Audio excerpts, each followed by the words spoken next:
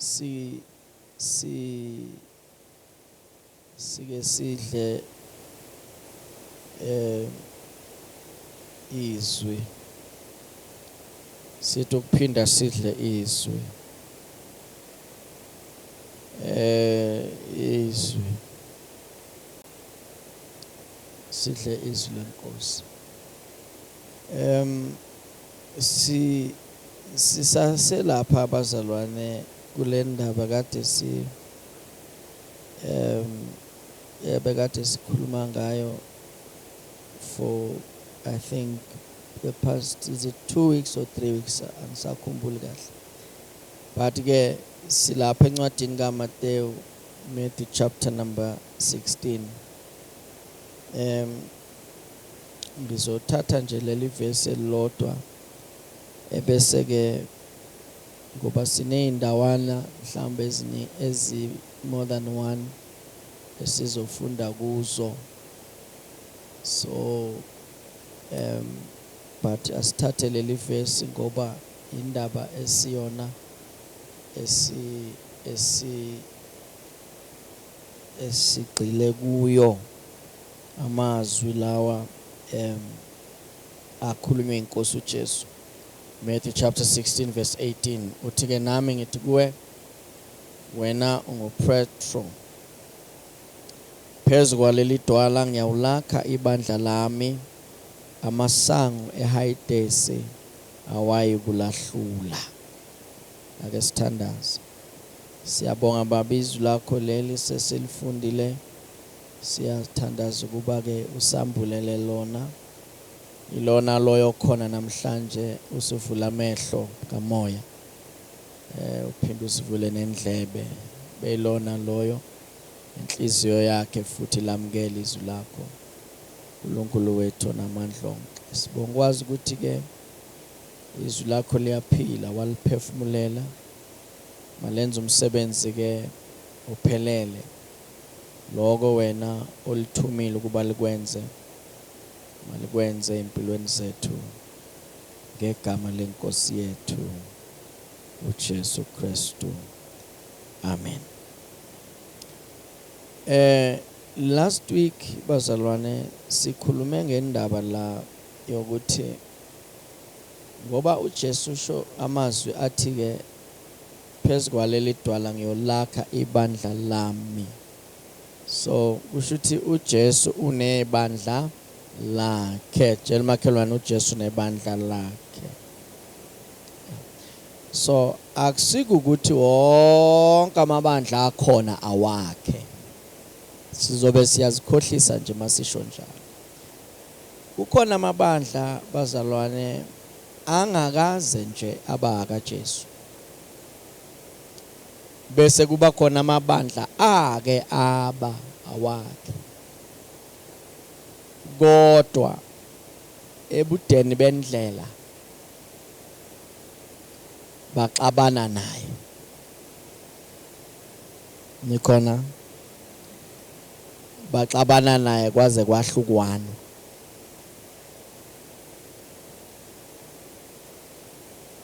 So uzoyibona lento ukuthi ikhona, bese kuba namabandla ke asese noma mhlambe bese kuba khona ibandla. So makathi ibandla uJesu ufuna ukusitshela ukuthi yena unebandla elilodwa uJesu, umhlaba wonke ibandla lakhe liyi-1. Umsebenzi wethu ukuthi silwele ukuba sebandleni lakhe, singalibali ile ndawo. Nisasekhona ngoba isilingo esikhulu esokuthi uthande isonto udlula ukuthanda uJesu, isilingo leso. Namhlanje abantu baqhoshelana ngamasonto abo. Awungakubone lami isonto, woza kwelami. Sekuyizithixo zabo.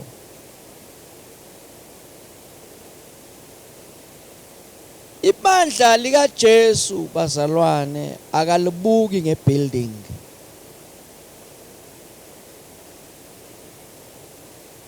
Futhi ke mhlawumbe enye into ke engingayisho noma ingahle mhlawumbe ingahlali kahle ukuthi alikho ivesi, alikho ivesi sengisho la khona uJesu esithuma ukwakha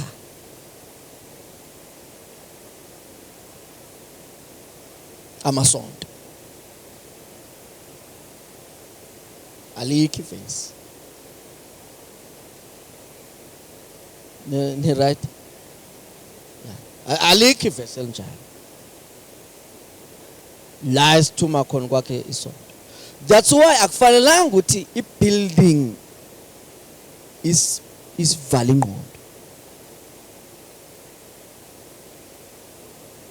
ngoba into yethu le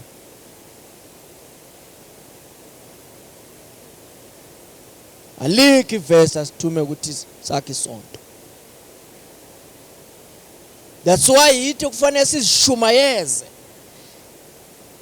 simtshele ukuthi le ndawo le busala, kodwa nje alikho nje ivesi. That's why uma kwenziwa i-dedication of a church, isikhathi esiningi kuyiwa ku-Old Testament, ngoba ngapha kwa New ayikho esasekhona. So ngavuma nje ibuilding ikubambezele. Ungamangala ukuthi many of the churches with buildings, they are not in the will of God. Uthola ukuthi abantu ayibona abaxhumene namazulu laba basegarage.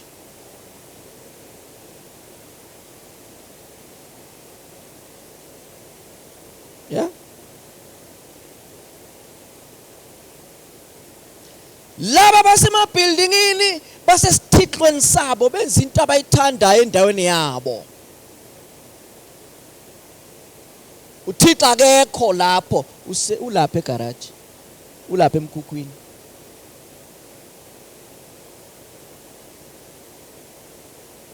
So ngizama ukuthi ke bazalwane, umusa nje ukuthi sikule ndawo. Kodwa le ndawo mayingabe isithixo le ndawo, ngoba uNkulunkulu uyabashiya abantu endlini, uyabashiya abantu basale nendle yabo, bashunqisa izintuthu kuyo.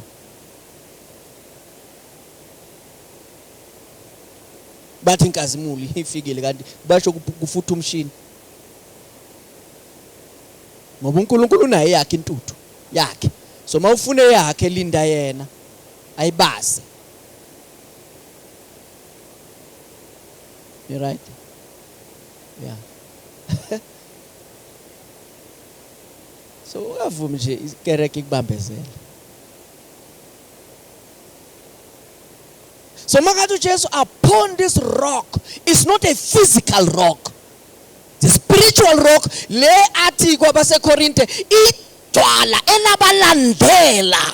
Uyalibona ukuthi liyabalandela, bahambe hlane kunedwala elibalandelayo besathi lelo dwala kwakunguJesu. So it's a spiritual rock. They drank from the spiritual rock. Kushuthi nalamanzi ebebewaphuza, they looked like physical water, but kahle kahle they were spiritual water, because it's a miracle water, not holy water. Miracle. Yeah, so ukhohlwe ngalaba begubhu laba namabhodlela wamanzi angcwele. uNkulunkulu uyahamba ashiya abantu namabhodlela abo, abashiye namafutha.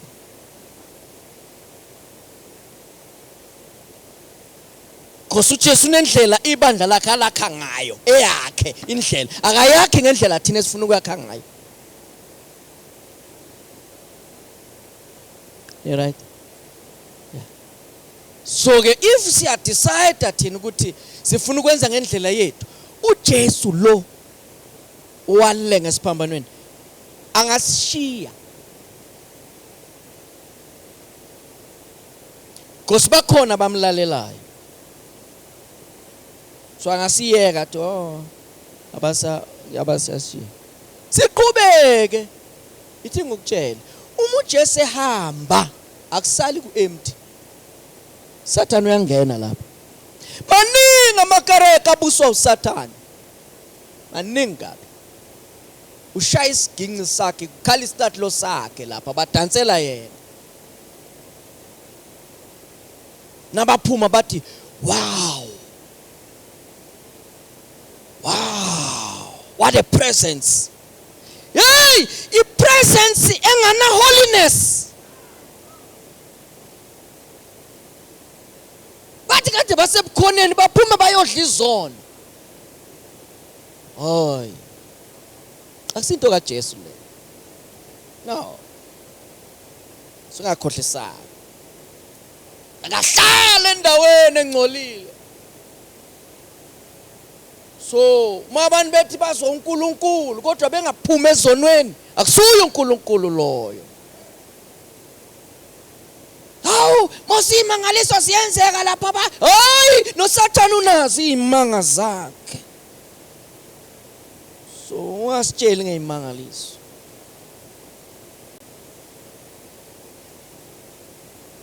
You right? Yeah, so sengisho ukuthi ke ibandla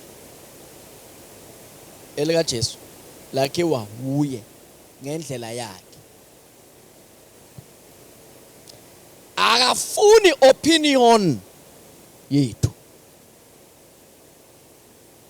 No. Unendlela yakhe lakha ngayo. Ijob yethu is to comply. Singene emgqeni, tshela umakhelwane ngene emgqeni. Yaphela. Yabo. Mawungafuni ungena emgqeni uyasala. Yeah. Yabo. So njengoba kade sikhuluma ke ngokuthi iBhayibheli ibandla lifaniswa nezinto eziningi.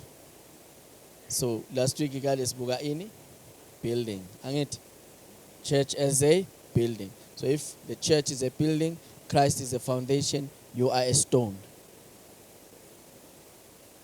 Yabo. When we stand now, kwakhiwe ngawo walandwa kude. And uma usufakiwe umakhe kuphela. Tshela makhelwane umakhe kuphela ongakukhipha. Ngoba umakhe unalo ikhono lokuthi athi la ngiyavula la. Ngiyavula manje la. Hawuvulani umnyango. Kusho umakhe. Phela na umnyango uyabona umnyango. Sabhidliza lapha. Siyavula manje la sifuna sivumile. Kuneyidini esayikhipha lapha sasilahlela ngaphandle. Sivula umnyango. So singawuvula na next week singathola sesivula omunye. Kosumakhi unalo ikhono lokukhipha isitina. Kodwa isigebengu asisitshontshe isitina ku building. Sintshontsha lezi ezeyinqwaba. Angithi? But once angena asitshontshe. Kodwa umakha ngasikhipha.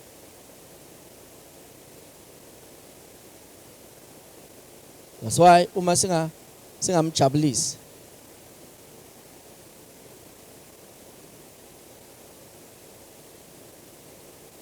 isitini uma singamjabulisi umakhe uyakwazi nje ukuthi asihlukanise nodaka asithi nje bese asikhiphela ngaphandle azofaka isingcono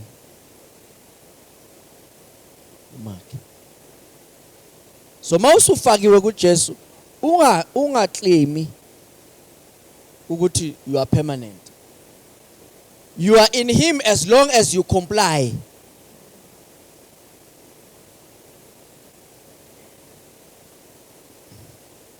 Right? Yeah, as long as you comply. Mawusenza ingxenye yakho ukuye. Mawu usukhetha ungasayenzi yena angakukhipha yena. Unamandla ukukukhipha. Ibandla lifaniswe nomzimba, angithi. Awukaze uzwe umuntu ethi I'm burning fat.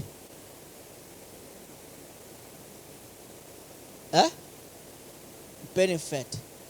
Kusho ukuthi ufila ukuthi la kuye khona into angayifuni. Ufanele ube serious la kuJesu lokuthi be a member, not a fat in the body.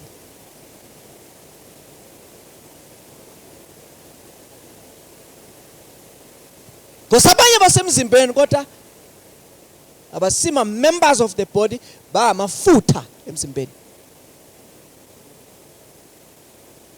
That's why they cause cholesterol.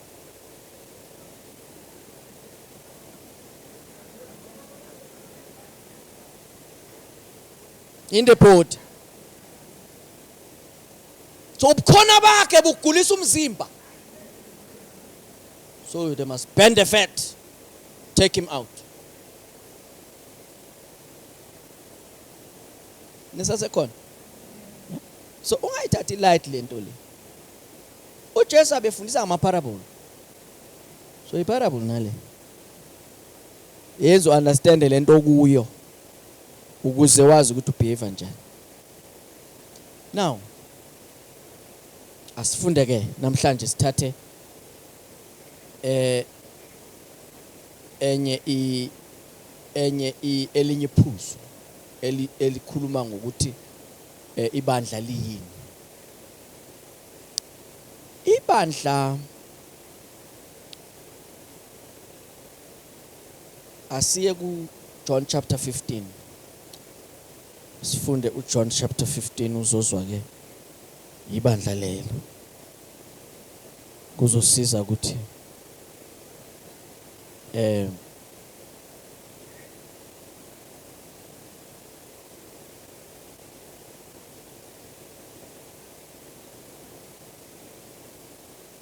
from verse number 1. Uthi uJesu mina ngingumvini owona wona.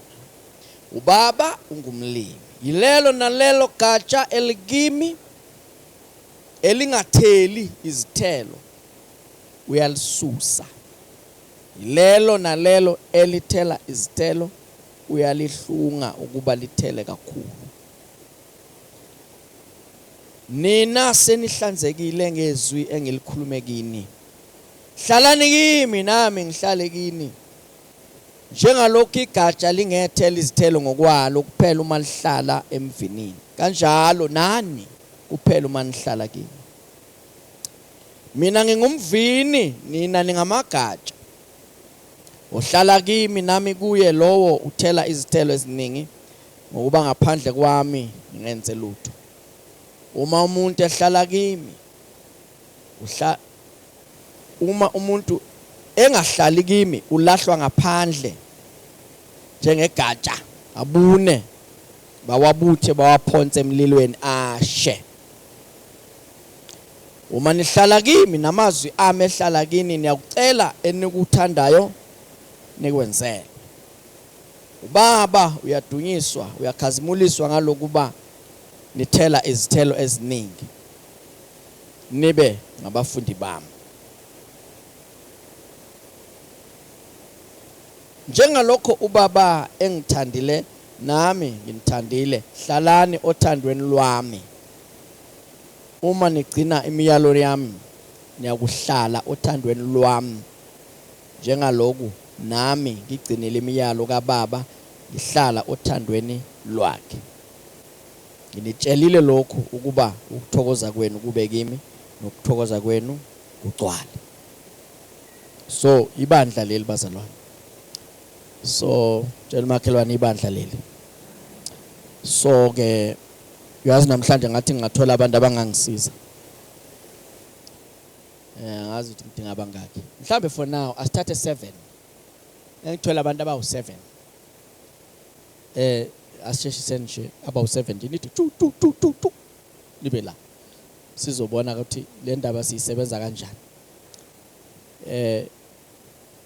Indaba le serious lento esifundayo bazalwane. I serious kakhulu. So ufuna understand ukuthi ayikho into uJesu ayishoya joke. Yonke into ayishoya injalo, like it's very serious. Hayi batshelene labazalwane bathi akuye.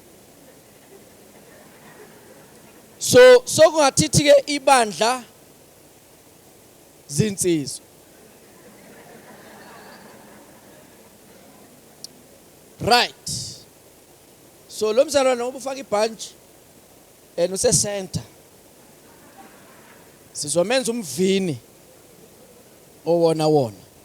Nanku umvini ne? Right. So nina ningamagatsha. Uyayithola ngithi? Yeah. Right. Igatsha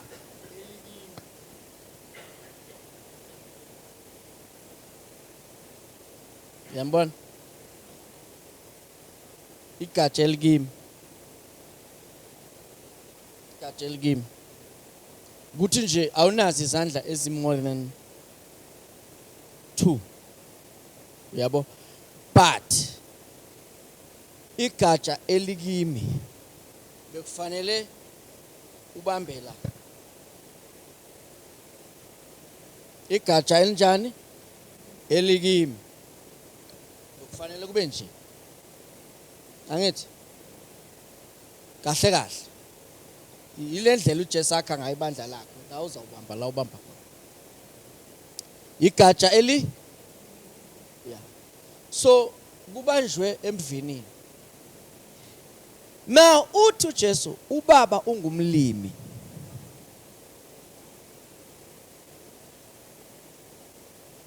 So ubaba uyeza azovakashela lamagatsha.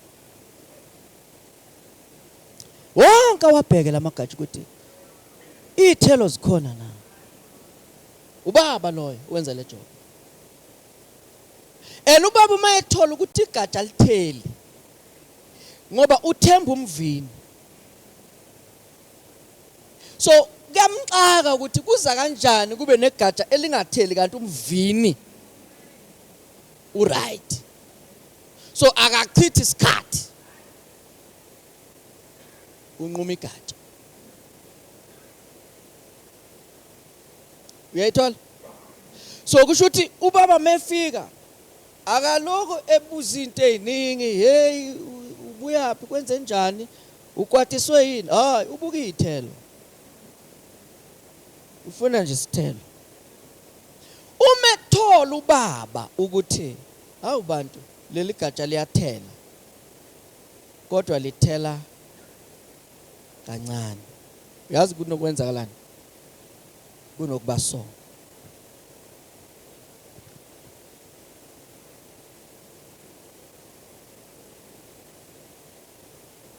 Yabona? So kube so. So kube so.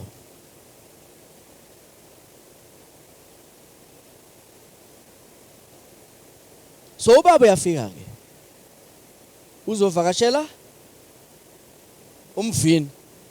Uzohlola amagatsha akhe. So makafika ubaba uyacheka.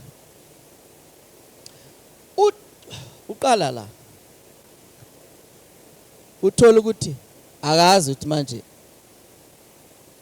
uyithini.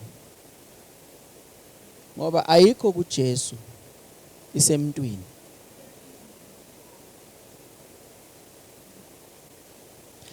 Nalo muntu ekuye naye usemntwini. Lo muntu ukuJesu. So le gatsha lixhumene noJesu. But now because of this connection, it's an illegal connection.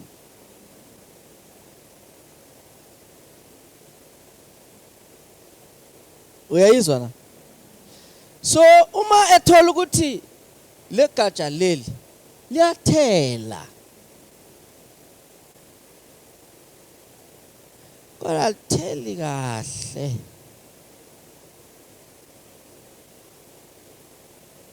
Alitheli kahle ngenxa yani lisindwa yilizi.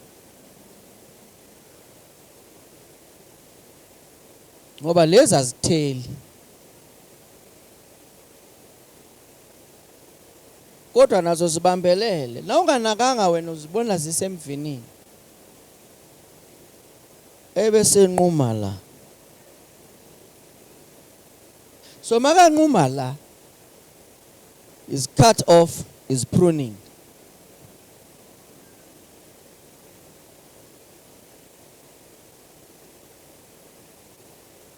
Uyabona manje ukuthi so igatsha elithelayo uyalihlunga ukuthi lithele kakhulu. So uyalichecka ukuthi yini engabe ibambelele la kulo. And sometimes kubambelela abantu. La ungalalela kahle silwela ukuthi zazela uJesu. Ungazi abazalwana banoJesu. Unotisile ukuthi kunomuntu othuma enza into ethile kube khona abayenza naye. Isho ukuthini? No me wrong.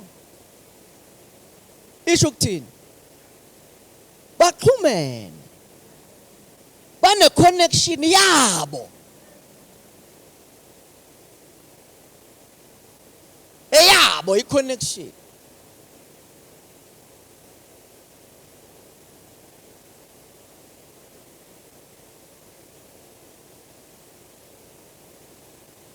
Nisase right? So uzoloke evakasha nje, angimazi uvakasha kangaki. Kodwa uyavakasha nje.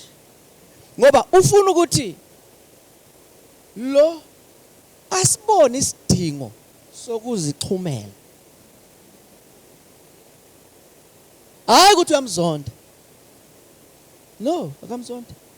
Kodwa ufuna azibambele. Manje uma sebambe kanje, yabona lo right ubambe khona. Kodwa manje lo ubambe la.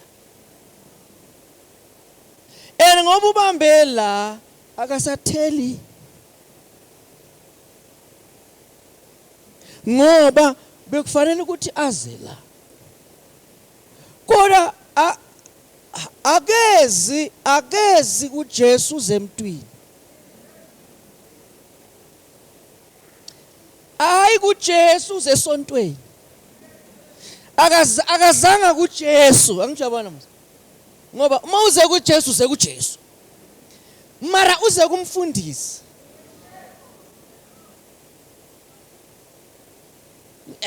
Yizo zonke izinto ezingxaki lezo. Ngoba mawuze kuJesu ula. But weza kumngani ula. So mawulana kuphusha friendship. And lo uze kuJesu kodwa uyathanda nabangani bakhe. Kodwa abangani bakhe bana personal relationship noJesu. So into ayidlaya bayizwa laba ngoba laba badlale kuye. Bese ubaba uyabheka athi ngeke ufike ndawo akhathela.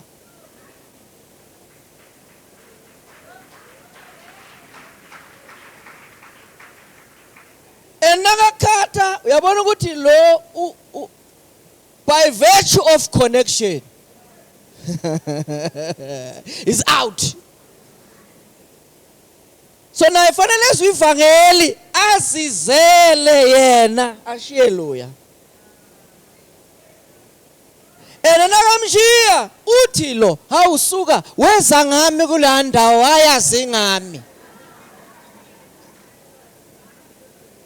Manje sewuhamba uyangishiya manje.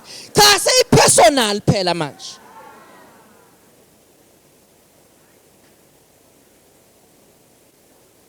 Kodwa uma ngabe ngeke afike lo afike kulesinqumo esithi ngiyaziconnectela. Boloku bebambene nje.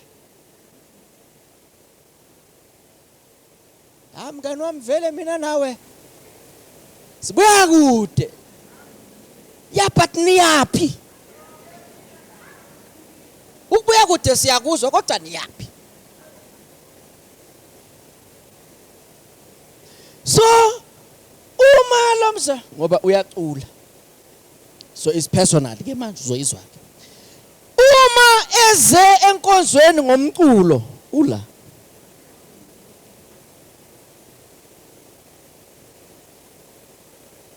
anganqunywa.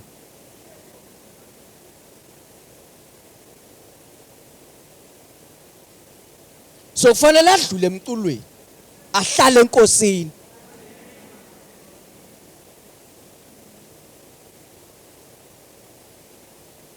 Ngoba ubaba uyavakasha. Angimazi uzaka ngakhe.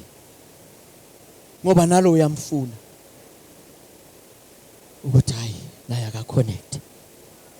Bambelele. Now uma kufika iphepho amagatsha abambelele emvinini awahambi. Uku notice ukuthi khona ama branch anqunywa kodwa angawi. Lihlale khona le. Wena ucabanga ukuthi sisaconnectile kanti nix kudinga nje umoya uthi.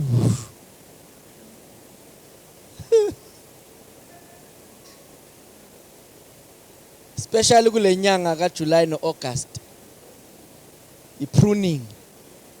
Nyanga ye-pruning. Sekubiza ukuthi ke manje lo mzalwane naye athi nami ngifuna ukuzazela. Ngoba uJesu uyifuna kanje.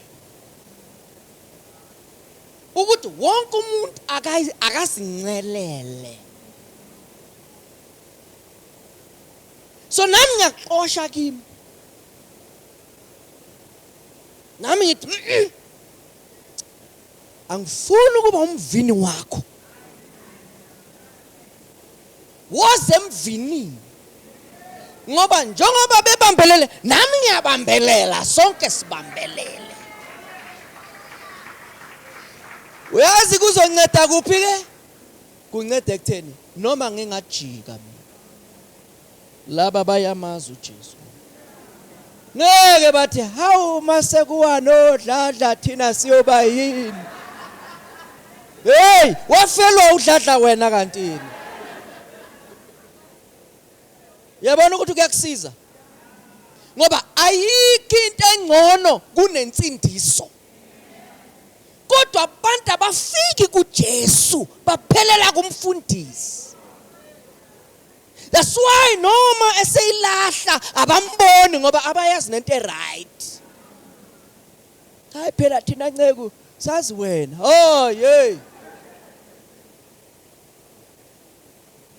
Yazi uJesu. So nami ngibambelele ngikushumayeza nje ngibambelele. So wena uyafika ke ngoba wena uzile first time vele uzofuna ukubamba kimi. So mncede umuntu obambe kuwe.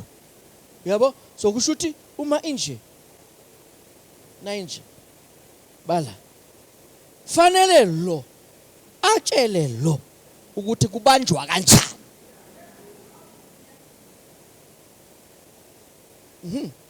Msiza bamba.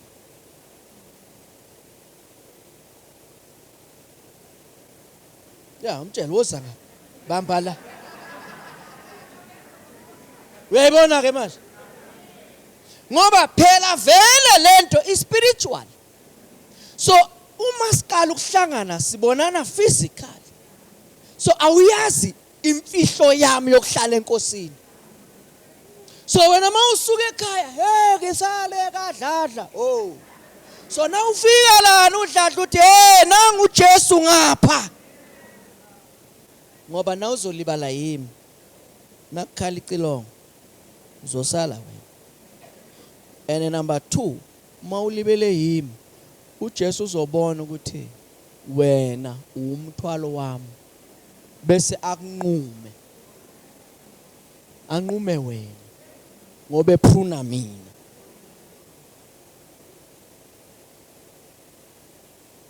Ngoba kuthiwa siphonse zonke inkathazo kuye uyasikhathalela. Manje wena uncikekile. So uzobona uJesu uthi lo uzense ngeke asathela kahle. Ngoba manje utetile. Akhathe wena. So that's why mina fanele mangifika wena ufika wena wazi mina. Masufikile thatha le ndaba engikutshelayo. Yonke into engikutshela ngizama ukukuletha kuJesu ukuthi uzobamba nawe. Bakithi kahleni.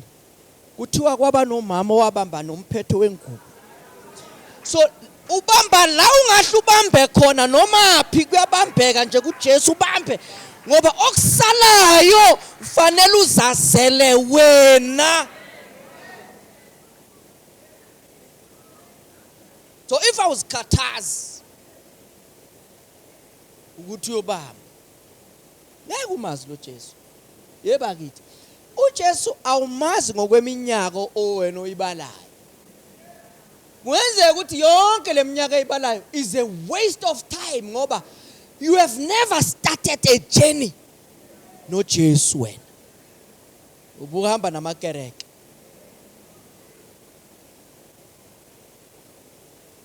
You right? Yeah. So when I was amasonto, was abafundisi, was abazalwane. Wena kodwa uJesu awumazi.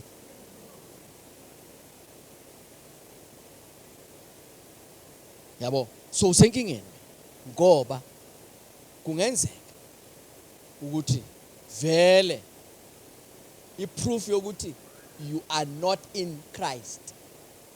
That's why you are all over. Uhamba nayo yonke imimoya efikayo yonke into yakuthatha wena ngoba awuconnectanga. Aba connected kuye, they are faithful to him. Abathathwa inoma yini. Umveni wona amagatsha abambile. uJesu akanankinga. As long as ubambile. Mawubambe kahle. Ukuthi uyabona mos imnandi lento ngoba akekho ogqoko okufana nomunye. So we represent the character. Kodwa once wabamba kuye wancela kuye awuzama ukushintsha. Kuyashintsheka. Khona abazalwane khona process ebizwa grafting elapha ya ekukhulunywa ngayo encwadini yabo7. Kuthiwa we were branches of a wild tree. So thina besikade siyamagatsha womvino babayi. And then abantu abathanda ukutshala bayayazi lento ukuthi uthuma unesihlahla mhlambe isihlahla lesi or mhlambe noma isani or asithi nje mhlambe isihlahla samapentches, and then bese kune branch uyilanda kwesinye isihlahla esingasisa amapentches, ufika ukhathe la branch esihlahla ngasisala, ufika ukhathe la branch bese uzana kule sihlahla samapentches. Mufika ukhathe kahle uvula ispace bese ufaka le branch yakho zanayo bese ubhandishe kahle ube uma ngabe usuyiyeki ihleli kahle kutholakala le branch engasiya la original isiqala manje ichumana ibambelela kulomvini eseyifike kuwo, isiqala ukudla manje izinto zalomvini. Kuyobonakala ngesikhathi sokuthela, angeke iyothela into ebabayo manje la yakhishwa khona ngeke isathela ngalandlela. seyizothela ngokuya ngokuthi xhumene nalena manje.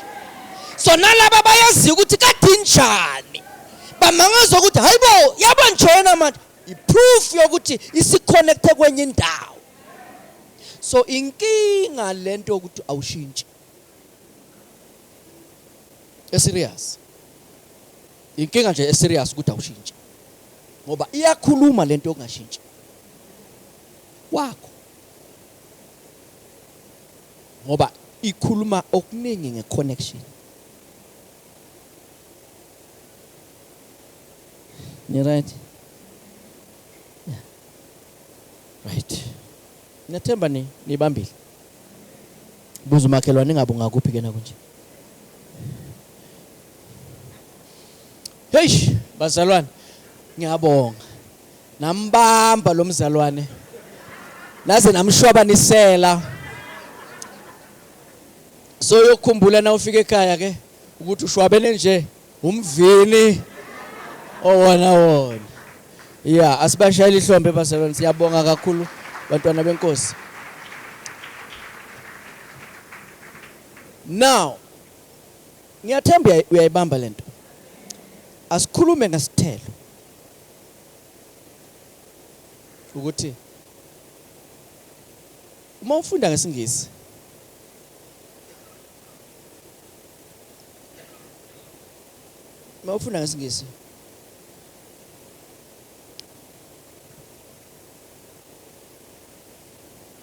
John 15 ngifunda nge-English uthi uJesu verse number 5, I am the vine, you are the branches. He who abides in me and I in him bears much fruit. Isingisi sithi fruit, alithi fruits. Uyayizwa na? So isiZulu sangilahla, isiZulu sithi izithelo eziningi. Isingisi sithi much fruit. So kusho ukuthi is one fruit, but there's much of this one fruit. So ungacabanga wena ukuthi oh ama banana, ama apula, ama orange. No, one fruit, but it must be much fruit. Asikhulume ngalesithelo lesi. And uma usulandela ke ufunda uzothola ukuthi uJesu uyas-identify isithelo manje. Ngoba uthi uJesu hlalani kimi. Angithi hlalani kimi. Uyabona lamazwi athi hlalani kimi. Wathathe serious ngoba ayi instruction. Hlalani kimi. Sekufuna uzibuza ukuthi ngihlala kanjani kuye. Bekufanele kube prayer item yakho ethi Nkosi ngicela ungisize ngihlale kuwe, ngicela ungambulele ukuthi kuhlalo kanjani kuwe, ngoba it is an instruction ethi hlalani kimi, nami ngihlale kini. Angithi uyayizwa ngithi. So uthi ke uthi uJesu verse number 9,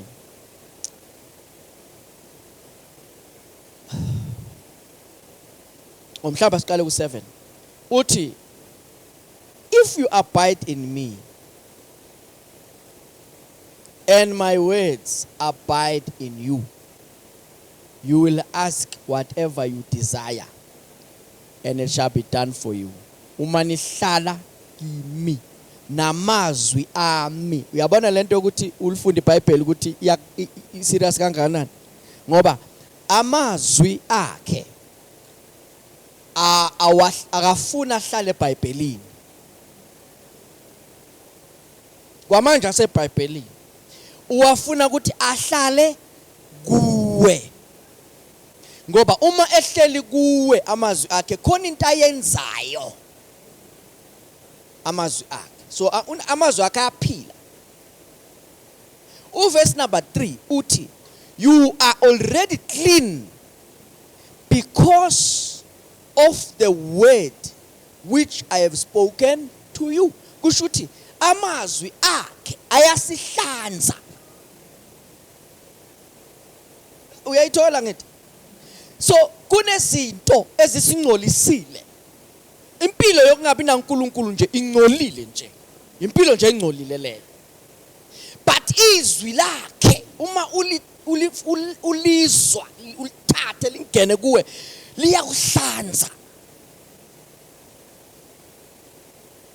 Nikhona? So kusho ukuthi umuntu uma ngabe i-character yakhe ingashintshi, i-proof yokuthi akanazwi phakathi kwakhe. Hayi ukuthi kunzima phela bakithi ilingo kunzima. Ayikho lapha ilingweni, isezwini. Ngoba into eyenze anqobe zakhe ilingo uJesu ukuthi he is the word. Ungulizwi, enizwi likuye, linguye. Uma uSathane ethi kulotshiwe noJesu uthi kulotshiwe. Makusho yena linamandla. So uthi ke, by this my Father, verse 8, will be glorified, that you bear much fruit, so you will be my disciple. As the Father loved me, I also love you. Abide in my love. Yabona ke manje? Love is the seed, so that love becomes the fruit. Nikon, uthando luyimbewu. Ngesikhathi ubambelele kuJesu, umunya ini uthando. Ngesikhathi umunya uthando, ukhipha ini. Ukhipha ini esiyini. Uyayizwa ngithi? Ngesikhathi umunya uthando, mase uthela ini uthando. Uyabona ukuthi era ikuphi? Uma umuntu engekho kuJesu, ebambelele ebantwini, umunya uthando lwabantu. That's why uba disabled. Akakwazi ukulikhipha yena linika abanye. Ngoba yena uhlalela ukudla izithelo zabanye. Khona abantu bazalwane abahlalela ukwamkela. They never give. I-proof leyo ukuthi abekho kuye. Uma umunya uthando kuJesu, umunya life yakhe, igijima emthanjeni yakho, bese ikwenza ufuna ukwenza kahle. Kodwa na ungahlalanga kuJesu, wena uhlalela ukwamkela izinto ezenziwa kuwe zenziwa abanye abantu. That's why bazozenza baze bakhathale. You will never change. Ngoba angithe wena uziyeli ukuthi nawe uyomunya labe munya khona. I-proof yokuthi umuntu uhlangane noJesu uthando. So ufanele abe nothando, angasenzisi kulo oluphuma natural. Kusho ukuthi noma engafuni ukuthanda kuyathandeka. So ikuye lento yalothando lolu. Manje njobe bambelele kuJesu kanje limunya alipheli. Yingakho akakhathali ukwenza kahle. Ngoba umunya emthombo ongapheli. Kodwa abamunya kuye bayaphelelwa. Noma bemunya into efanayo, kodwa bayaphelelwa ngoba abaxhumanga emvinini. Yabona njengamanje. Government ayisazi ukuthi indaba ka350 vele yenzani. Sengisho government. Ya, xakekile manje. Vala njani le350? Ngoba naba bantu sebathi khuphula abathi vala. But kwathiwa i-grant ye-relief ngenxa ye-COVID. Umbuzo manje uthi, where's the COVID? COVID is gone. But grant must continue. Isho ukuthini lento? Balimele ngaphakathi. Abantu. Bane disorder ngaphakathi. So umuntu onothando lwasezulwini akabi ku position yokuthi njalo ufuna ukwamkela. Kodwa uba ku position yokuthi njalo ufuna ukunikela. Umuntu oconnected kuJesu. Basalwana akazama ukuyenza lento. Uzithola yenza noma engafuni. Ijoy yakhe, ijoy. Bengisho joy. Ya, ngizoba yebathi richa joy. Nakisho joy. Ijoy, intokozo yakhe isekwenzeni okuhle. Noma ngabe bathi siyabonga, noma ngabe bathi asibonge, yena intokozo yakhe ayikho kubantu bebonga. Ikubantu every time enza okuhle unentokozo ulala kamnandi ngoba ingani it's a fruit, and this fruit comes from the root, and the root is him. Sidla kuye and akapheli yena. So umuntu ohlangana noJesu ngempela. uJesu wahlangana naye ngempela uJesu. Oy. Uyamngena lento. Because lithi iBhayibheli, for God so loved and he gave. And he gave. He loved and he gave. So ngesikhathi epha enikela uNkulunkulu wayenikela uthando. Uyabona? Enalipheli kuthiwa love never fails. Asoze lowaphela. So umuntu makuthiwa ikhona isikolo ofuna usiphase. Isikolo sothando. So la endleleni yokukholwa isubject eyi1. One subject. LeBhayibheli njengoba lingaka nje. There's one subject ezama kuyifunda. Lerato. If you can master the art of love, mtholile uNkulunkulu. uNkulunkulu akekho emangalisweni. Hayi, uyazenza. Kodwa akahlali kuzo. Yena uthando. Kusho ukuthi uma ufuna ukujabulisa uNkulunkulu, thanda njengaye. Nikhona kodwa bazali.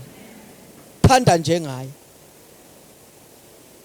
Bengithi thanda njengaye. Hey. Aliki verse lithi thandwa.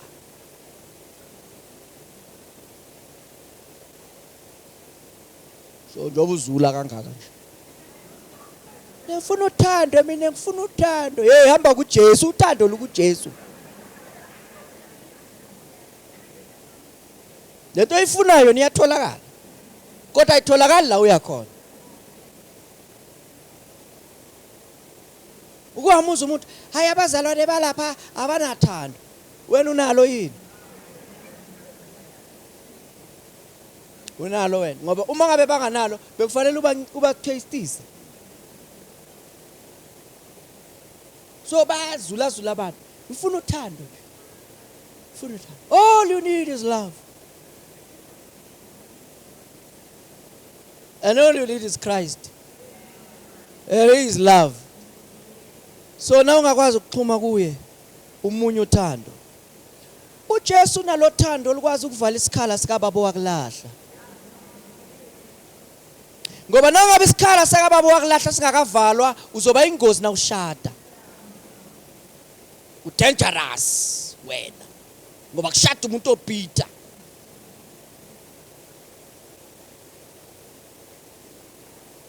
Kabe ngithi uJesu uthanda kunika lona luvala isikhala seboyfriend eyakuyuza. Yakushiya nomntwana. Yeah. uJesu afika avalela sasikhala. Umunye kuye. Uzokuthi I'm right.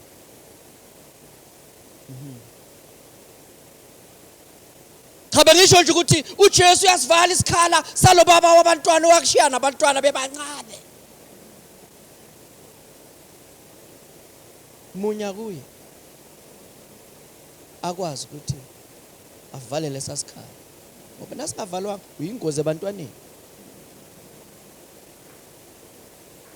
Yiko nje khona umntwana omzondayo wena ngoba nawe umbuka ikhanda lakhe ngathi ulababa.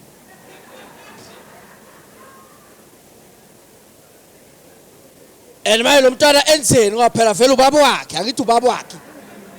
Uzolithatha phela elinye ikhanda ngoba vele lekhanda kufanele lifanele kababa wakhe.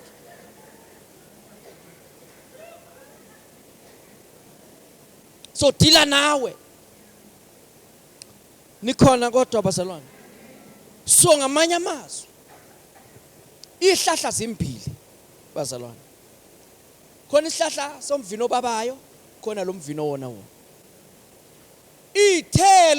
Izithelo zomvino obabayo ziningi.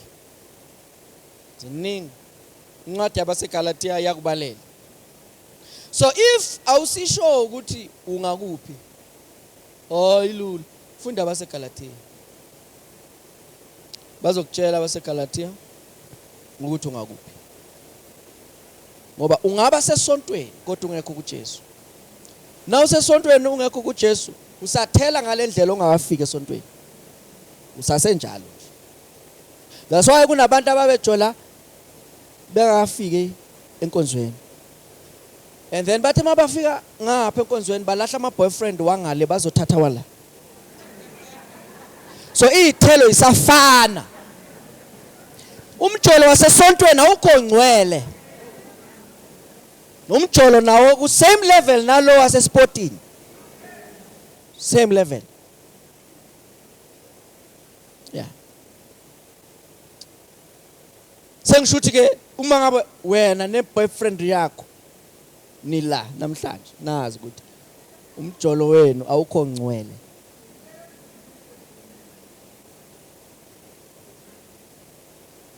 Nangabe nje ngaba khona ofayo ezulwini awuyi.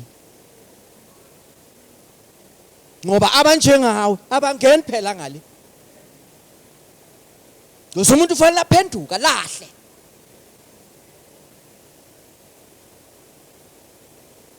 Nicole. Yeah, so if akalahle enanishade.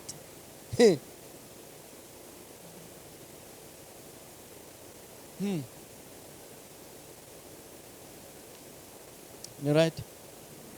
Yeah. So ngishuthi ke mawufuna ukwazi ukuthi ubona kanjani. Wazi kanjani? Ngazi kanjani ukuthi ngikuJesu noma ngekho kuJesu. Check ilevel yothando inganani. Indlela obitha ngayo is a proof yokuthi you are not connected.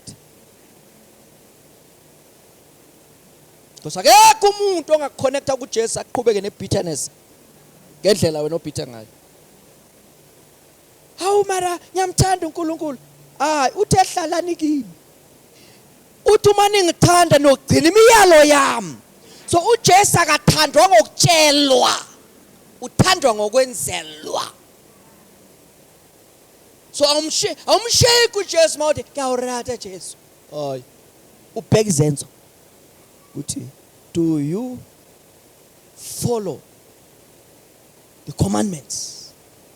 So if awulandela into ayishilo uyenze. Hayi noma ungathi uyamthanda ukamthanda. Mthanda ngezenzo. Nisasekhona. ya sengisho ukuthi nje indlela umuntu anamanga ngayo iproof yokuthi is not connected.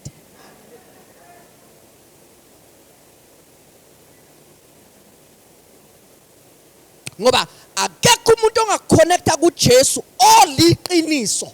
He is the truth. Bese abanamanga yena. Hayi, olutho nokho. Unoche. Amanga umephuma lule emntwini ayiproof yokuthi unobabakhe. Unobabakhe. Asindade emndimi. Babakhe. Satan. That's why amanga wakhipha natural. Khona abantu ngisho maka ngathi is true, run away. Useqedile ke lapho uqede nya. Ngoba iqinisa likho kuye. Khona abantu abanamanga nangento engasho lutho. Umuntu ngambuza nje, ngibuza ukuthi ukuphi? Ukuphi? Kunzima nje ukusho ukuthi ukuphi. Njalo nje na uthi ukuphi yena uyacabanga ukuthi what if ngithi? Cha, isho la ukhona ukuphi? Hayi sengiyasondela khona. Cha, umbuza uthi uyasondela noma usondeli ukuphi manje? Isho la ukhona manje.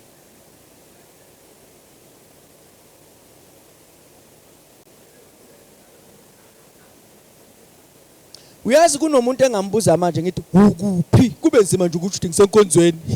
Ene siyambona sonke sila. Usacabanga ukuthi wayangibuza. Ufuna ukwenzani? Hayi, ngifuna ukwazi ukuthi ukuphi? Ukuphi? Ukuphi? So impawu yizona ezitshela ukuthi umuntu ukuphi. Hleli kuJesu noma ukho kuJesu. Ithelo kusho ukuthi into ebonakalayo, into visible. So ithelo ayidingi ukuthi ube spiritual. Ithelo ifuna nje uvula amehlo. Sebenzisa common sense. Ubheke ukuthi umuntu unjani. Yabo. Yiko mhlamba ke sifunde Matthew 7. Sifunde Matthew 7. Siyovala ngale ndaba. Ekhulunywa inkosi yethu. Matthew chapter 7. Uthi Jesu verse number 13. Enter by the narrow gate. Ngenani ngesango elincane. For wide is the gate and broad is the way that leads to destruction, and there are many who go in by it. So indlela incane, isango lincane nendlela encinci eyisa ekuphileni. And then ke uthi uthi indlela enkulu ibanzi nesango likhulelise ekubhujisweni. Baningi abahamba khona. So kusho ukuthi ke bazalwane lento yokuhlala kuJesu it's not something ongayithola anywhere anyhow. It's a mystery. Into yokuhlala kuJesu. Ukuhlala kuJesu ukungena ngesango elincane. So awuhambi ngendlela ejwayelekile. Awenzi the way wonke umuntu enza ngakhona. So uthi because narrow is the way, narrow is the gate, and difficult is the way that leads to life. Leads to life. Ngamkhohlwa uthe I am the way, the truth and the life. Little Bible in him was life. So that life is a way. So if you want the way of life, narrow is the way. We are telling it. And then besat if you find it, very few. So bayingcosana bazalwane. Angazi njoba singaka ukuthi bangaka sebayitholile. Lendlela. Bangaka sebehlezi kuJesu. Angazi ukuthi bangaka. Kodwa ngeke uhlale kuJesu ungekho intentional ukuthi ufuna ukuhlala. Fanele unqume ukuthi hey ake ngilwela ukuhlala. Inkosi ngifundisa ukuhlala, ake ngenze lento ekuthiwa ngiyenze. Funda izwi lakho, ngisifunde ngelefunde Inkosi ngifundisa izwi lakho ngoba amazwi akho umehlala kimi nami ngihlala kuwe. Uyayibona manje? Yeah, mawuthandaza uzinikeza ikhadi, thandaza, and ube honest noNkulunkulu, umtshele kuyahluleka la. Mhlanze, uvuma izono. Indlela yokuhlala. Yabona, indlela yokuhlala. Because uJesu uthi uma ukulunga kwethu kungadlule kwabaFarisi, ngeke singene. Yeah. Bese uthi ke uJesu verse 15, beware of the false prophets who come to you in sheep's clothing, but inwardly they are ravenous wolves. Uniqaphela aba prophet bamanga. Yazi bazalwane, uma ngabe uJesu washo ukuthi sibaqaphele, kusho ukuthi bakhona. And uyazi, unfortunately, aba prophet bamanga akusibo laba ba-highlightiwe kuphela. Kungenzeka ukuthi naba-highlightayo bayiphathi aba-highlightwayo.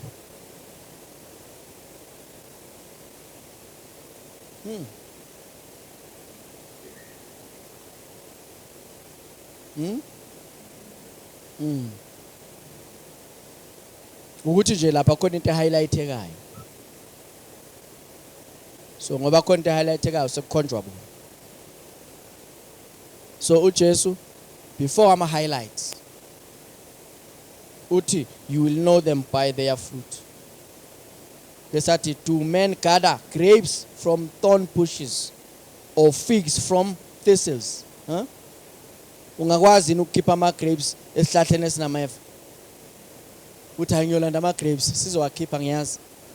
Makuwesameva sikhipha ameva ngithi. Uthi even so every good tree bears good fruit, but every bad tree bears bad fruit. A good tree cannot bear bad fruit, nor can a bad tree bear good fruit. So every tree that does not bear good fruit is cut down and thrown into the fire. Kushuthi ikhona destiny bazalwane for both. AbakuJesu nabangekho kuJesu, i-destination ikhona. So laba abangaconnectanga kuJesu, they are cut off. Yabona lento okunquma nayo iyavela futhi. They are cut down, thrown into the fire. Therefore, by their fruit you will know them. Kushuthi ngamanye amazwi uJesu uthi yabona inzima lento ukuthi ungakwazi ukubona isithelo kanti nawe awunaso. Uyayithola? Angeke uma ethi you will know them by their fruit. You will know them by their fruit. Awukwazi ukuthi wena ungakhona ukubona izithelo ukuthi zi right or zi wrong kanti wena awunaso isithelo esi right. Kuthiwa lapha ebank abantu abasebenza ebank bafundiswa ngemali. But mabafundisa ngemali ngoba basebenza ngemali, babafundisa ngemali yangempela. Ukuthi uyibona kanjani imali yangempela. Abazihluphi ngemali eyifake. Aliki class elibafundisa ngefake. Khona iclass elibafundisa ngeproper. Ukuthi imali yangempela inje. Anything engekho nje is not proper. Uyayithola manje? So kusho ukuthi uma ngabe asikhoni ukwazi into right, then ngeke uyibone into wrong. Yingakho namhlanje into wrong kuthiwa right. Ibandla linezinto eziningi ezi-wrong, akekho okhuzayo. Yini indaba? Ingani vela akekho wazi into right. So uma ngabe akekho umuntu owazi into right, then yonke into wrong kuzothiwa i-right. So fanele sibuye kuma basics siyokhuluma into right. Yini into right? Ukuze mase wazi into right uzoyibona into wrong.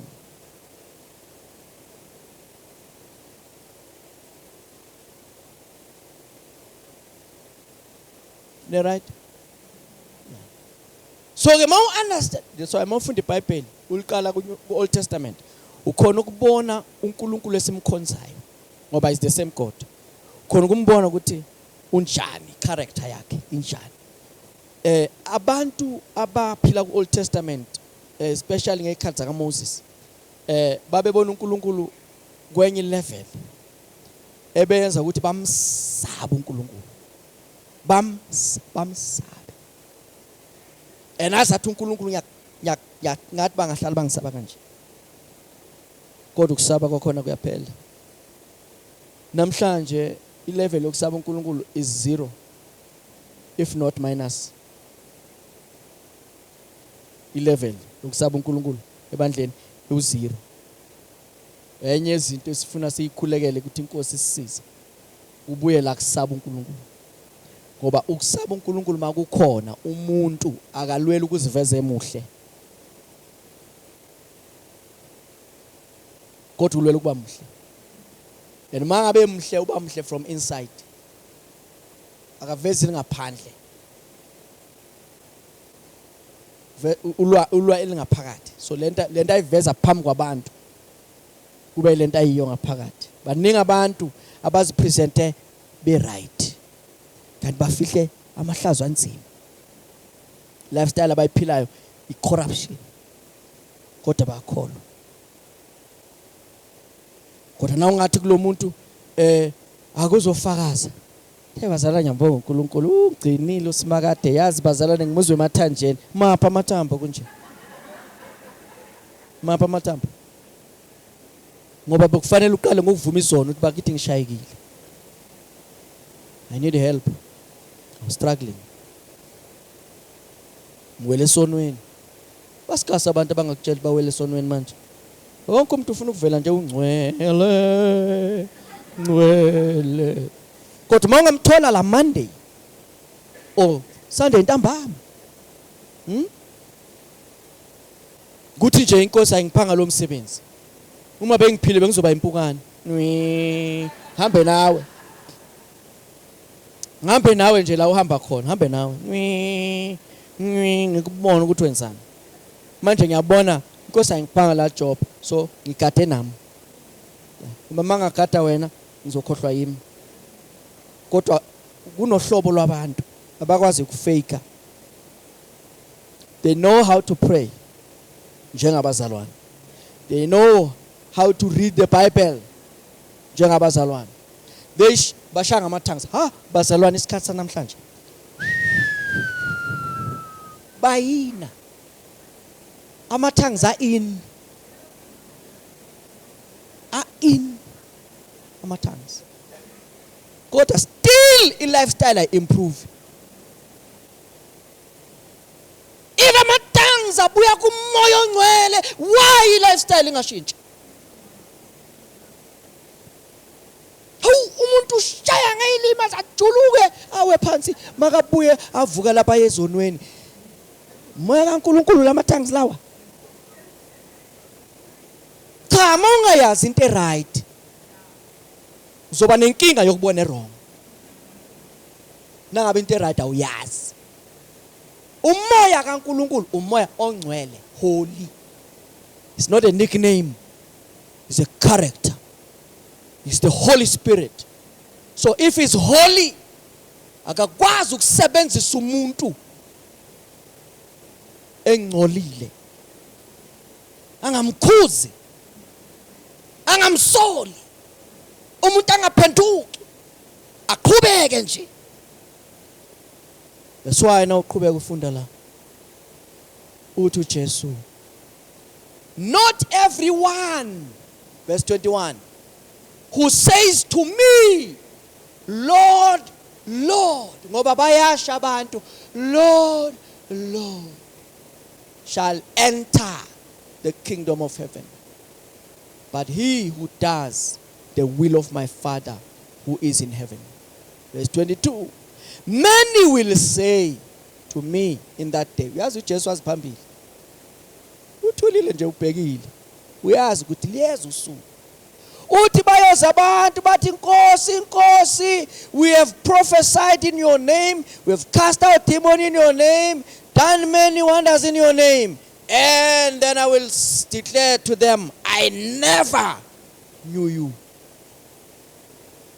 Depart from me, you who workers of lawlessness. Sukani kimi nabezibobu yibazalwane. Ba profeta ngegama lakhe. Bakhipha namadimoni ngegama lakhe. Kwenzeka imangaliso ngegama lakhe. Kodwa uJesu uthi angibazi lapho. Kodwa ngiyabayeka kwamanje. Abaqhubeke. Yesu nakho nabazothi becabanga ukuthi kuyangeneka ngale. Bamthole segate. But hawu Nkosi usangikhumbula. Yimi loyana ngangikade ngihloma amatende Nkosi. Hambe sishumayela baba. Athi uJesu akuthi.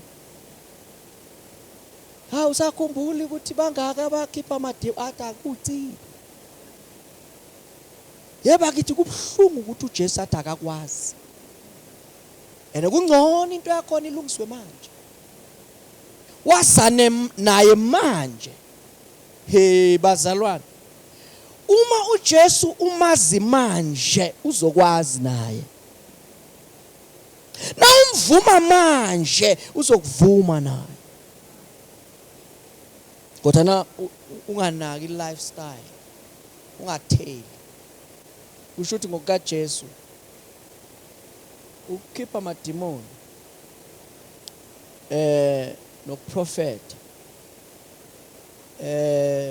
nokushumayela nokuphilisa abagulayo yonke lento leyo is not the fruit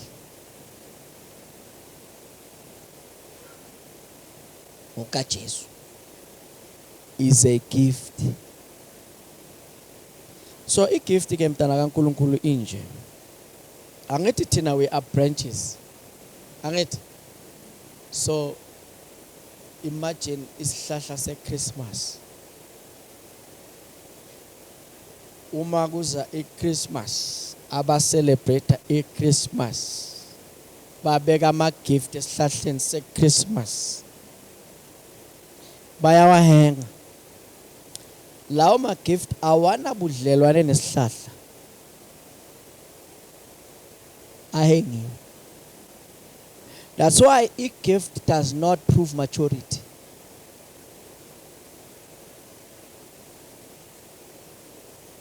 Yingako baningi abantu abawile emseni kaNkulunkulu bewiswa ukuba gifted. Ngoba igift ithola umuntu o immature. Wakijima ngegift wakhohlwa icharacter. Kanti icharacter ikhandwa like munyeni. Hlalani kimi nami ngihlale kini. Ngoba na uhleli ukhipha isithelo. Igift ihengiwa uyisebenzela igift. Upolish into engadingi upolish. Igift oh lord. Iproof yokuthi igift ayidingi nokuthi uyijulukele.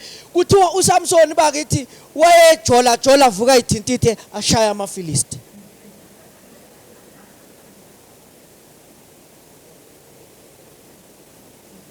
Chabe ngisho uSamson inceku.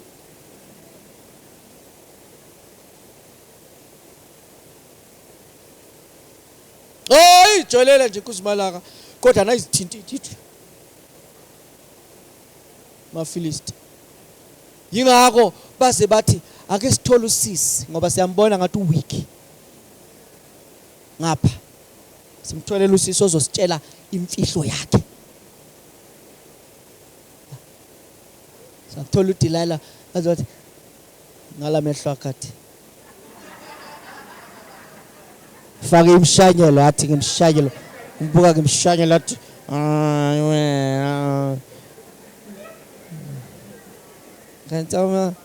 kanti amandla akupha amandla akho.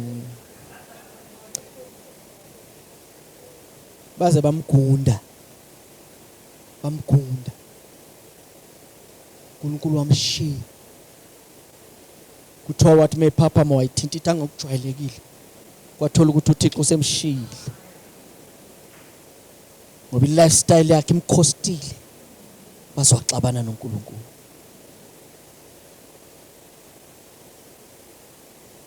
Nami ngiyazishumayeza nje. Njengoba ngitshela wena ngizitshela mina. Le nto engikutshela yona ngizitshela ngingedwa ngiyitshela. Wena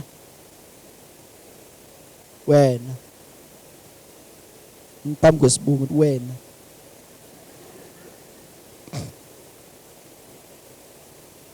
ingakungena ekhanda le nto uNkulunkulu ayenza ingakungena ekhanda.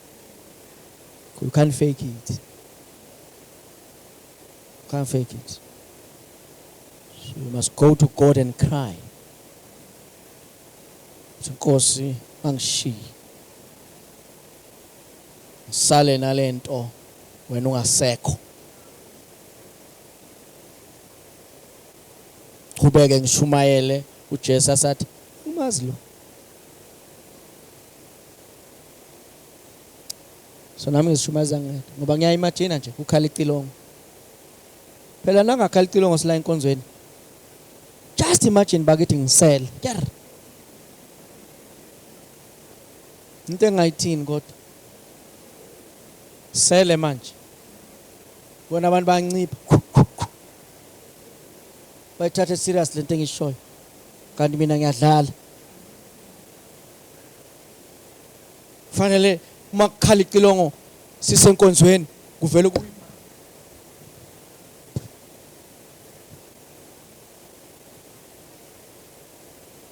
abasele bayiboniwe. Esihamba nabo sibone ngoba nakukhala icilongo indaba yokushumayela phela expire. Ya nalingakhala nje manje icilongo asalithatha ufefe kule nkonzo. Ivaliwe vele inkonzo akusekho ukuthatha ufefe. Kuthiwa phezu kwendlu ngekehle. Hey oye emsebenzini ngeke abuye ekhaya. Kuthiwa babili bobebelela omunye uthatha omunye asale. Nakufika lolo suku. So you must always be ready. Yeah. So manje nami ngifuna ngizishumayeze. Malibala ukushumayela. Khumbule ngezwe bathu omunye wayithinta iBhayibheli Sunday ekseni. Mfundisi. Yeah, kuthiwa iBhayibheli alithinta Sunday ekseni. And then makusadunyiswa ahlala emva kwestage. Ephenya amavesi. Ngathi uhleli la. Usabheka uthi kusobakutshela liphi. Inkosi yaqhubeka ngapho usafuna amavesi uyabhala. Bakithi. Impilo le. Akuse game. Akusumdlalo. Akudlalelwa bafana laba kithi. Impilo. Ungathokozisa uNkulunkulu uhleli phansi uzithulele. uThixo ajabule ngawe ngoba emfihlakalweni you are connected. Ufaithful entweni oyibizelwe. Connection. Impilo le. Ufuna uyiphile nganamuntu okubonayo. Uyiphile nje. Nganamuntu okubonayo awudingi ukugadwa. Hayi bakithi ivangeli lokugadana cha ngeke silunge. Actually, ivangeli lokugadana has been tried and tested. Ukuthi is one of the failing gospels. Because abantu abagadwayo they pretend. That's why bonke abantu abaphila begadwa bathena sibe ngasagadwa bawa kakhulu. So ufunda ukuphila kahle ungagadwanga. That's why akekho uzokugada manje ukugada. Wathi umfundisi uyangibona. Ngibonile omunye ngahlangana naye Pick and Pay push it through. Efaka amamonisi. Wine. La etrolini washalaza. Awu kanti kuphuza mina yini? Phuza yena. Uzikhethele. Nangabe sila athi amen. Masiphuma athi phela ungeke umuntu no problem. No problem. Yeah. faka ama-wine lapha uDecember, uyabona ukuthi hayi siyawuzijabulisa. Thina sabamba imfihlakalo ukuthi thokozana enkosini. Sasilinda uDecember sihlala entokozweni. Buza umakhelwane uhlala lapho wena. Uhlala lapho wena. Uhlala entokozweni. So intokozo yethu ayikho seasonal. Intokozo yethu is part of our lives. That's why umntana kaNkulunkulu oconnected noJesu akabhoreki. Sengisho ukuthi akabhoreki. Hey, yazi ngibhorekile manje umuntu. So uyazula. Umuntu ozulayo akana uNkulunkulu. Iqiniso elibhlungwana. uNkulunkulu ubuza uSathane uvelaphi? Sathane uvelaphi? Kanti wena ufunda njani? So kusho ukuthi umuntu ozulayo ufuze bani? So uNkulunkulu ezulwini ixoxwa le Sathane uvelaphi? Uyaphendula uSathane ekuzula zule. Oh, ina umuntu ozulayo nangu Sathane. Ehla enyuka. So umuntu ozulayo akana uNkulunkulu. Abantu abanoNkulunkulu bayayi-enjoy ikhathi sokuba alone. Ngoba when is alone is actually in the presence. Uyancela ngoba nawuzohlala uphakathi kwabantu uncela nini? Awazi wena ukuthi ukuncela kudinga iprivacy. Bongazi. Abo mama nje abadecent nje. Akakhiphi nje ibele phambi komphakathi. Umama nje sengisho decent umama. Akakhiphi nje ibele phambi komphakathi wokanconya ncelisa ubani ongalazi ibele. So ukuncela kudinga iprivacy. Abanye baze bathatha ingubo bambese so. So ukuncela kufuna iprivacy. So mawuhlala phakathi kwabantu iproof yokuthi awunceli. You are not connected. That's why we are phithizela. La phakathi kwakho awuna peace. Kanti lithi izwi lenkosi the peace of God. It surpasses all understanding. Uthi rejoice in the Lord. I say it again, rejoice. Ukubekezela kwenu makwaziwa abantu bonke inkosi seduze.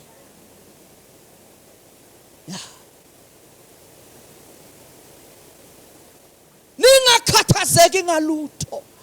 Kepha kukho konke izicelo zenu mazaziwe uNkulunkulu ngokukhuleka nokunxusa kanye nokubonga.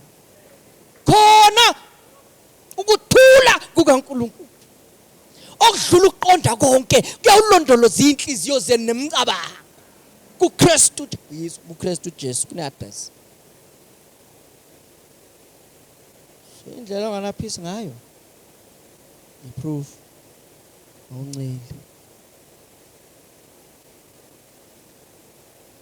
And ngoba unceli awuna privacy. Awuna private relationship noNkulunkulu. Uthi uJesu go into your room and close the door. That's privacy. And pray to your Father who is in secret. And your Father who sees in secret will reward you openly. Ukuthi kwenzakalani phambi kwabantu kumphumela ukuthi kwenzakalani ekusithekeni. So if ungaphambi komphakathi akwenze kulutho noma kwenze okwrong kusho ukuthi nasekusithekeni kupheka into wrong. That's why zonke ihlahla ama roots wazo angaphansi komhlaba. Sidle imfihlakalweni. uJesu umfini. Ngabe uconnectile. Hayi mina ngasendiswa ngo-19. Oh. Isithelo sikhona na. Siyayizwa ukuthi wasendiswa nini.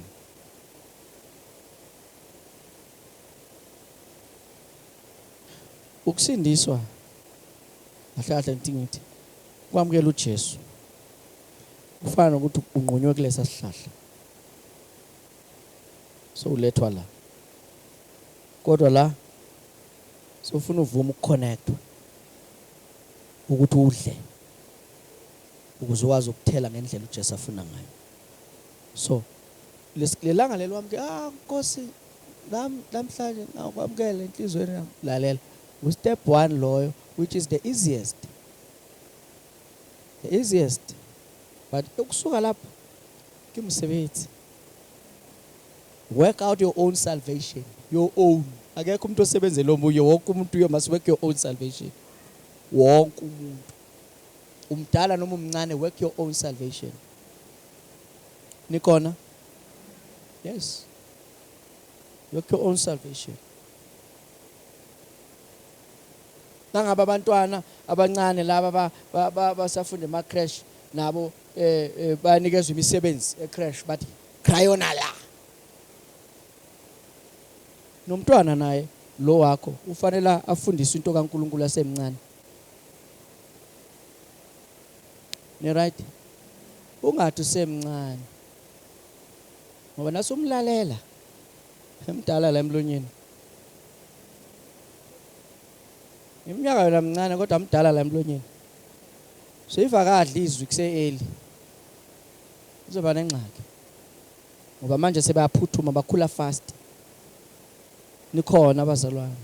Yeah, so ungathi wena mawusenkonzweni umntana wakho umnikeze ifoni adlale ngayo.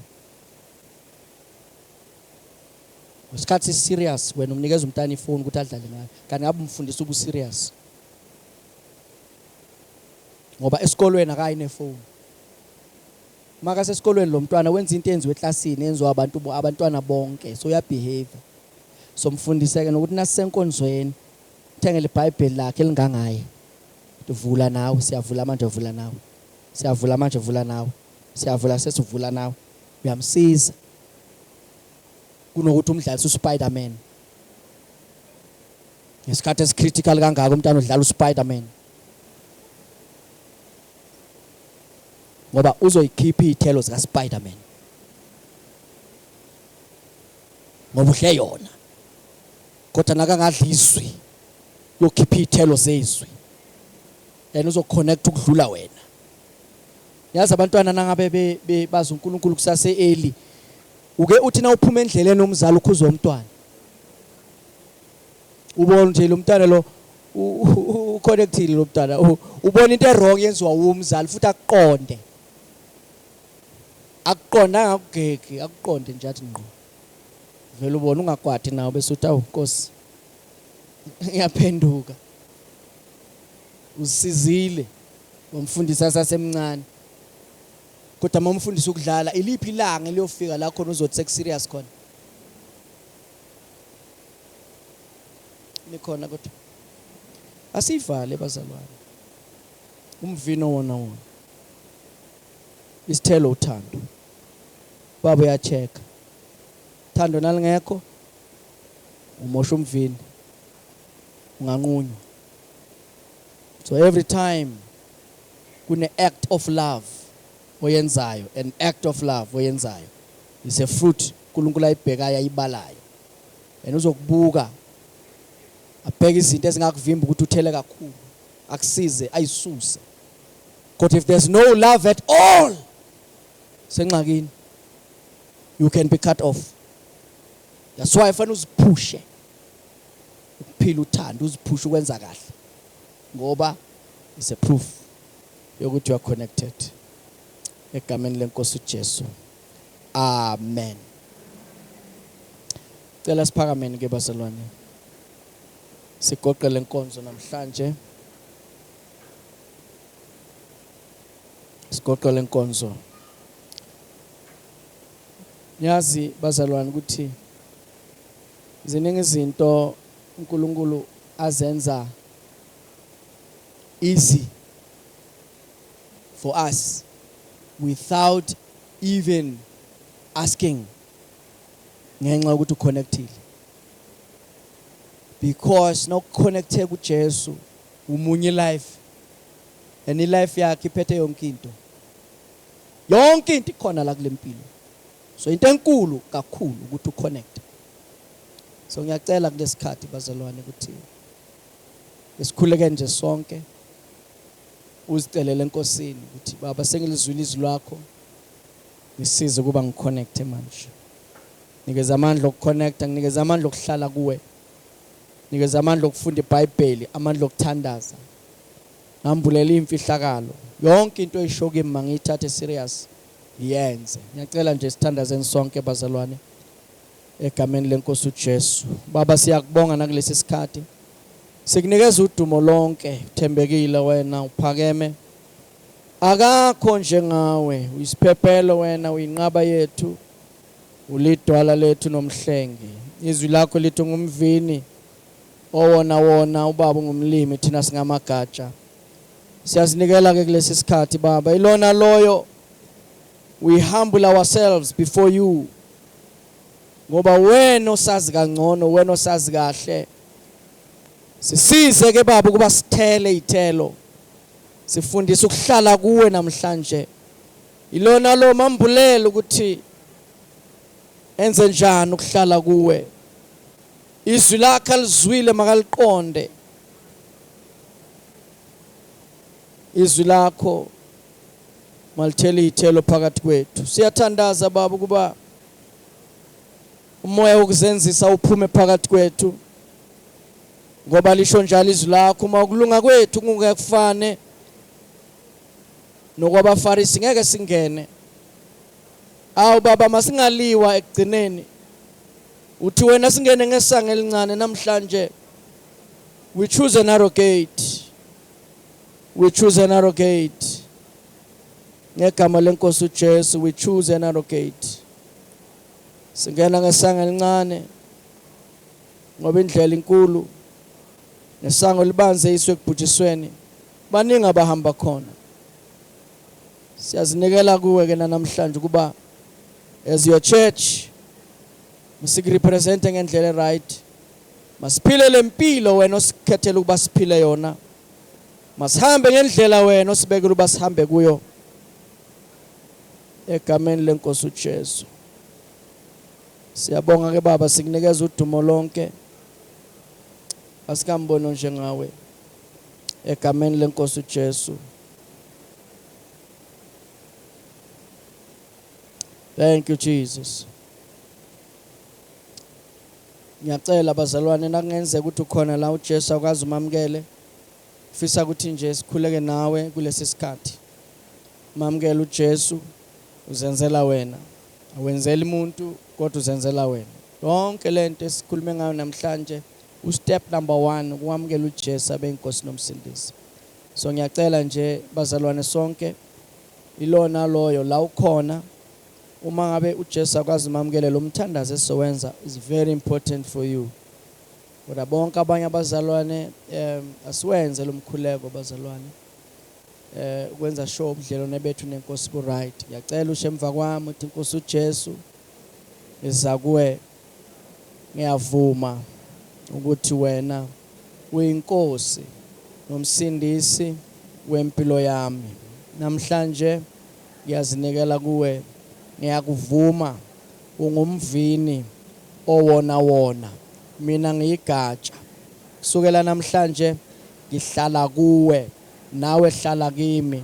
Namazwi akho ahlala kimi. Ngiyazithoba manje ukuba ungisize ukuthi ngenze kahle. Egameni lenkosi uJesu amehlo ami akuwe. Inhliziyo yami ngiyinikela kuwe. Konke engikwenzayo makukunikeza udumo. Egameni lenkosi yethu Jesu Kristu. Amen. Baba siyabonga uthembekile.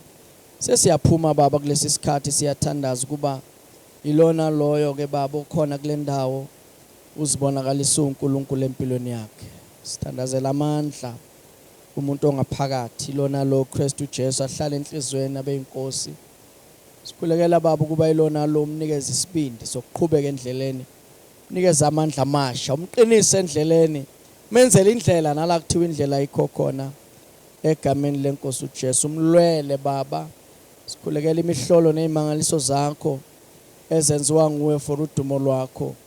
Ngegama lenkosi yethu uJesu leviki baba singena kulo uNkulunkulu wethu namandla singenela ukunqoba, singenela ukubona umusa wakho. Sibonakalise ke vula iminyango evaliwe, wenza indlela nala engekho khona. Sibonga ingilosi zakho futhi oyalile ukuba zihambe nabangcwele everywhere they go. Akukho indawo la siyawufika khona sihamba sodwa, but your presence is with us. Siyathandaza ke Baba, favor phezu kwaloyo kuhle nomusa kumlandele egameni lenkosi yethu Jesu. Thembekile ke Baba, kakho ufana nawe, in the name of Jesus, amen. Siyabonga ke bazalwane, sizobonana ke eklasini ngo 2:30. Sizobonana eklasini 2:30. uNkulunkulu anibusise.